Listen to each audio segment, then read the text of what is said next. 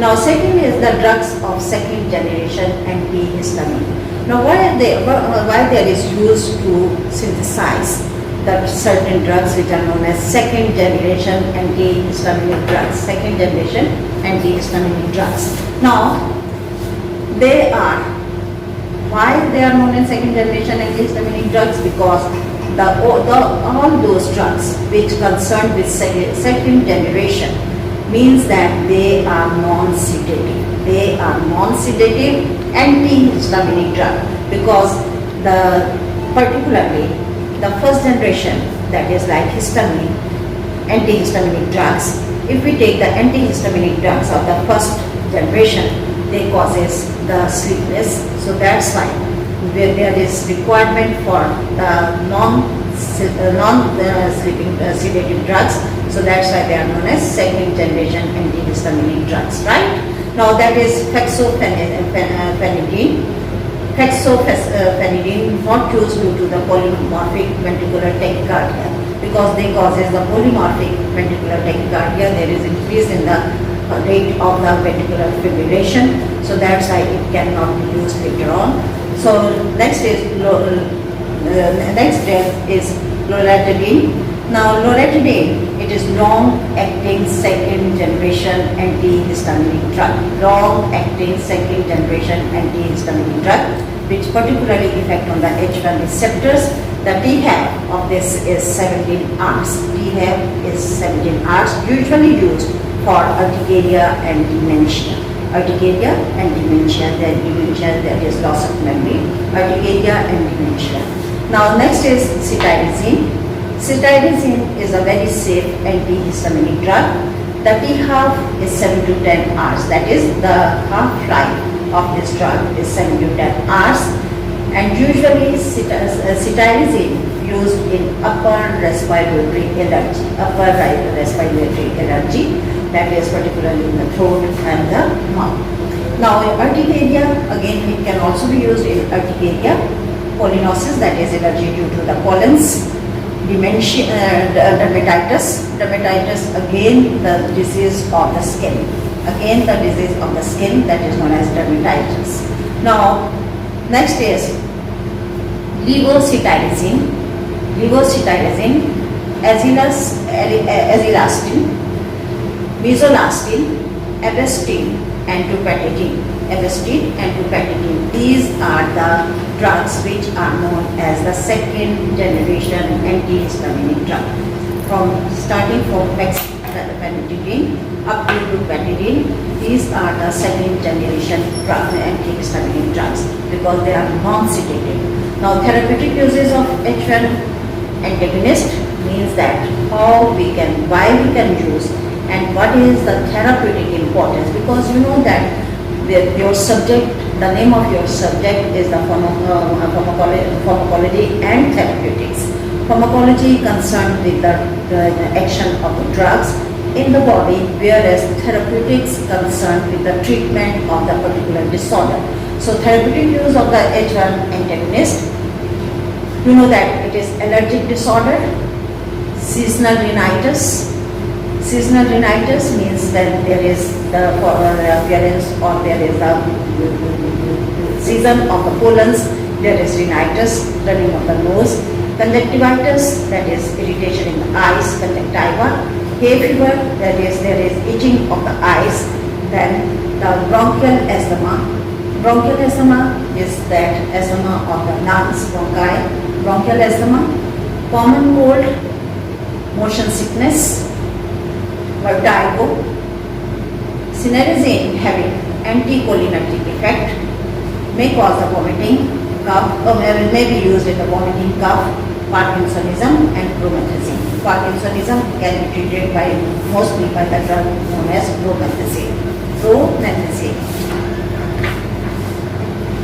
Now again, this is the classification of H1 receptor antagonist.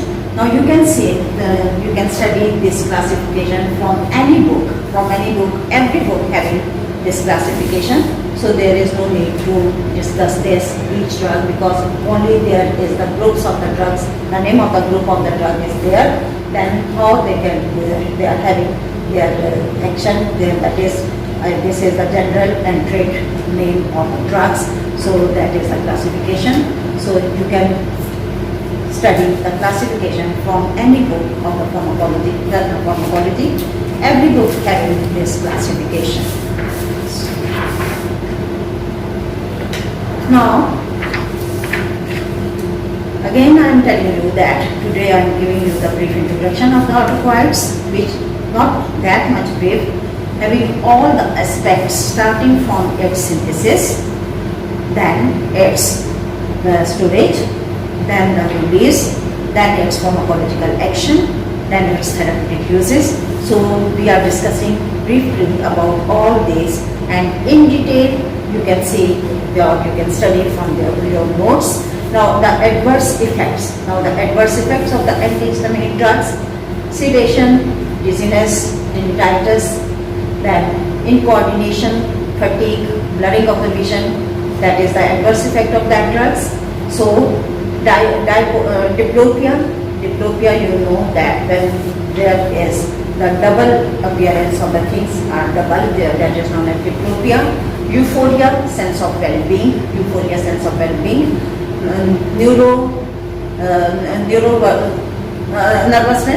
nervousness, then insomnia, tremor, nervousness, insomnia means the sleeplessness, and the tremors, that is, जिसे उर्दू में राशा कहते हैं, tremors.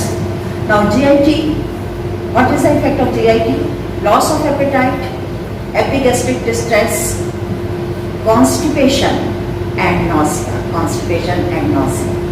dryness of mouth, urinary retention, that is I told you that urine inconsistency, so urinary retention, hypertension and blood dyscrasia, that is the involvement of the blood cells, that is known as blood dyscrasia. Now histamine-like compounds, under the topic of autocoids, in your syllabi, you have observed that there is written as the autocoids, particularly the histamine and histamine-like compounds. Now coming to the point that histamine-like compounds. The histamine-like compounds are the icosanoids, prostaglandins, leukotrienes, prostaglandins. All these are the histamine-like compounds. Now first of all, icosanoids. Icosanoids, that is, it comes from the Greek word eikosi means 20. So why they are known as icosanoids? Icosanoids, you know that these are the compounds which can be synthesized from the fatty acids having 20 carbon in their structure. Again, the fatty acid, they are not a saturated fatty acid, they are unsaturated fatty acid, but having the 20 carbon with various double bonds in their structure. So that's why they are known as icosanoid. Eikosi means 20. So icosanoids, they are derived from the 3 polyunsaturated. Poly means various, unsaturated fatty acid means the fatty acid having various double bond in their structure. More than 3, they are known as polyunsaturated fatty acids. So there are 3 important polyunsaturated fatty acids which are responsible for the synthesis of icosanoids, also known as prostaglandins and their related compound. Now what are these 3 unsaturated fatty acids? They are dihomo gamma linolenic acid. Dihomo gamma linolenic acid, that is icosanoic acid. Tri means 3 double bond. Now this shows the number of carbon atom, 20 carbon. This shows the number of double bonds. This sign indicates the unsaturation, that is triangle indicates the unsaturation.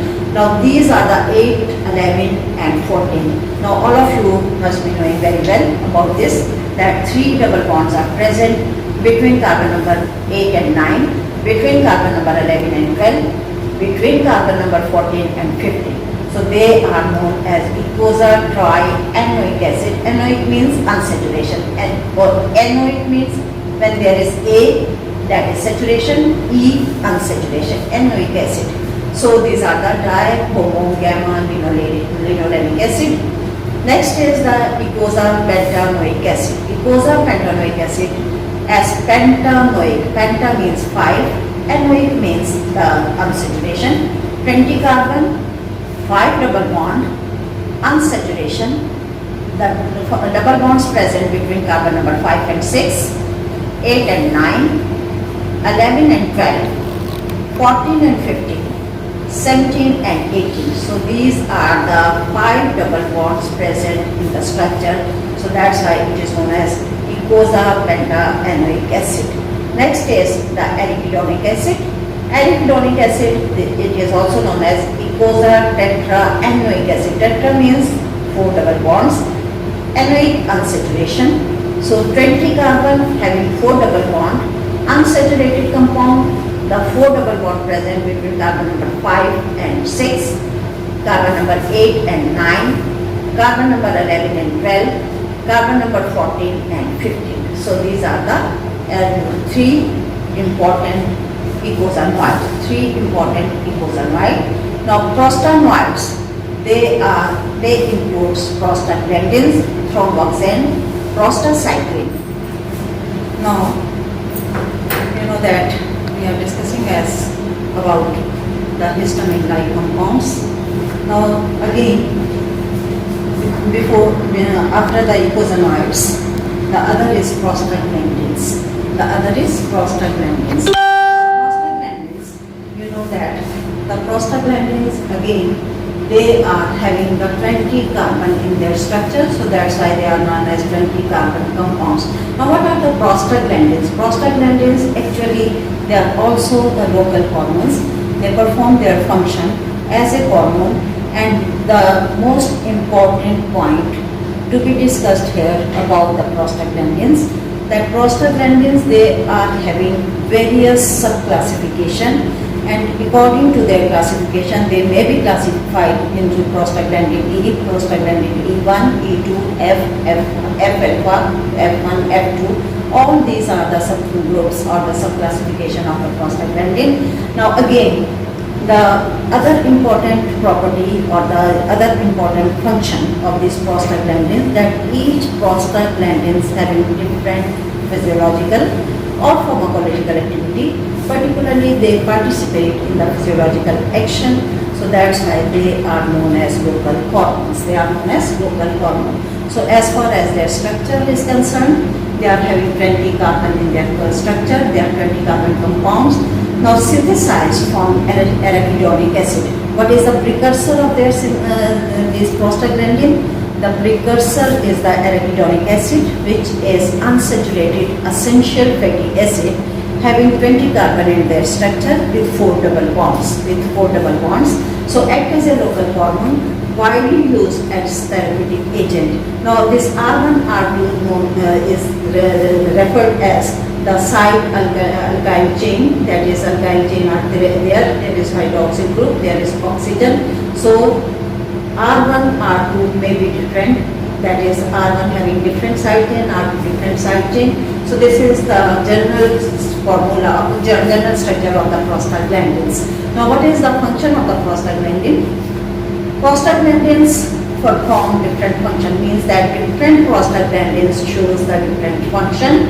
As far as the function of prostaglandin on cardiovascular system concerned, they causes the vasodilatation. Prostaglandin E, that as I told you that it is prostaglandin F, prostaglandin E, prostaglandin so on and so forth. The prostaglandin E and prostaglandin A having the vasodilatation, that is they causes the dilatation of the blood vessels. So whenever there is dilatation of the blood vessel, there is fall in the blood pressure. So they can act as antihypertensive agent. Antihypertensive means those which causes the decrease or the fall in the blood pressure. They are known as antihypertensive agent or the groups. So next is the effect on the hematological responses. Prostaglandins E1, E2, F1 alpha, F2 alpha, all these prostaglandins when injected intradermally, they causes increase in the capillary permeability. They causes the increase in the capillary permeability. Means that the capillary are responsible or shows the permeability for the influx of the outflux of the fluid. So that is platelets. Prostaglandin is potent inhibitor of the human platelets aggregation. Means that it is inhibitor of the platelets aggregation. So that is the most important therapeutic use of the prostaglandin. It means that they are useful for the storage of the blood platelets for therapeutic use because they inhibit the aggregation of prostaglandins. Now again on the GIT, that is gastrointestinal tract secretion, prostaglandin E1, E2 and A1 inhibits the gastric secretion. They inhibit the gastric secretion, and you know the gastric secretion mostly based on the pepsin and the hydrochloric acid. So there is decrease in the pepsin and hydrochloric acid volume. Action takes place through cyclic AMP. Now again, cyclic AMP I have repeated so many times again and again and again. The cyclic AMP is formed from the ATP. When there is adenomonophosphate present in the cyclic form, they act as a cyclic AMP and it is nothing but the second messenger. Now increases the volume of bicarbonate. Now when there is increase in the volume of bicarbonate, that is in the GIT, to know the role of bicarbonate. Bicarbonates are those ions which are responsible for the neutralization or the food components which comes from the highly acidic media, that is stomach, into the intestine, which is highly basic or alkaline. So that's why to neutralize the acidic components, then neutral, then to the basic, there is requirement of certain components, certain ions, certain minerals which are responsible for the neutralization, and that takes place by means of bicarbonate. So they increases the volume of bicarbonate and enzymes of pancreatic juice. Pancreas is that part of the GIT, that organ which secretes maximum enzyme and juices, and these maximum enzymes and juices participate in the process of digestion of the food components, right? So enzyme of pancreatic juice increases the mucus secretion. The mucus secretion, that is they are responsible for the formation of the mucosal membrane, increases water and electrolyte in the intestinal unit, right? Now smooth muscles, that is GIT musculature, prostaglandin E and F causes the contraction of the longitudinal muscles of the stomach, longitudinal muscle from the stomach to the colon, from the stomach to the colon. That is the GIT, longitudinal muscles, they are contracted starting from the stomach up to the last, that is colon, and there they causes the diarrhea. They causes the diarrhea because when there is contraction of the muscle, there is increase in the peristaltic movement, and whenever there is increase in the peristaltic movement, there is increase in the food composition or food components to comes from the to move. So that's why there is the diarrheal condition, cramps, because whenever there is contraction of the muscles, there is cramps occurs in the abdomen. Orally given act as a purgative. Purgative means those drugs which causes the liquefaction of the components and they help in the process of evacuation of the bowel, right? Evacuation of the bowel, they are known as purgatives, right? We will study these purgatives under the heading of the GIT, transacting on the GIT. Now next is the bronchial muscles. Prostaglandin Fs contracts when whereas prostaglandin Es relaxes.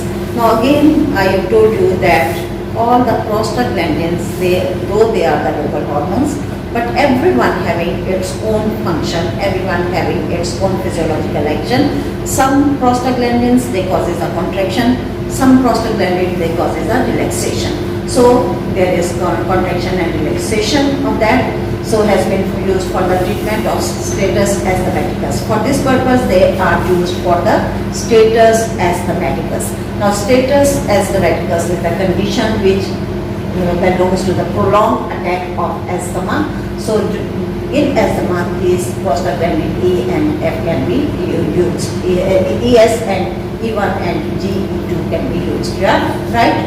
Now uterine muscles, that is the muscle of uterus. Contraction of by PGE1, prostaglandin E1 and E2 and prostaglandin F2 alpha. They causes the contraction of the muscles of the uterus. Now what is the clinical application of this? Clinical application of this PGE1, E2 and PGF2 alpha. Now PGE2 in the concentration 0.5 microgram per milliliter used for the induction of the labor. Used for the induction of the labor that is helping the child, birth of the child. In higher doses, effective in therapeutic termination of the pregnancy. In higher doses, that is more than 0.5 microgram per ml. When they are given in higher doses therapeutically, they causes the termination of the pregnancy in the first and second trimester, not in the third. First and second trimester. That's why they are more